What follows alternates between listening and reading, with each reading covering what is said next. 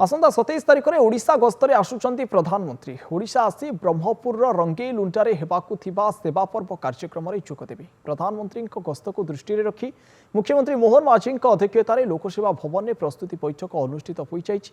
प्रधानमंत्री उक्त दिन 11टार ब्रह्मपुर में जातीय स्तरीय सेवा पर्व कार्यक्रम में जोगदे विभिन्न जनहितकर प्रकल्प उद्घाटन करने सह अनेक नूतन कार्यक्रम देशवासी उत्सर्ग करेंगे।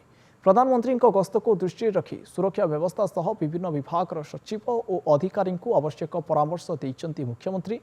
सेवा पर्व कार्यक्रम में देशर 8टी आईआईटी सामर्थ्य वृद्धि, कोरापुट बाईगुड़ा एवं मीनाबार कोरापुट गोरापुर रेल लाइन देहीकरण, संबलपुर सरला फ्लाईओवर उद्घाटन, बीएसएनएल द्वारा देशव्यापी स्वदेशी 4G नेटवर्क सेवार लोकार्पण, एमकेसीजी और भीमसार मेडिकल कॉलेज को विश्वस्तरीय सुपर स्पेशलिस्ट मान्यता घोषणा, देशव्यापी दक्षता विकास प्रकल्पर उद्घाटन, अंत्योदय गृह योजन 50,000 हिताधिकारी सहायता प्रदान और अन्य विभिन्न विकासमूलक कार्यक्रम शुभ उद्घाटन करेंगे प्रधानमंत्री।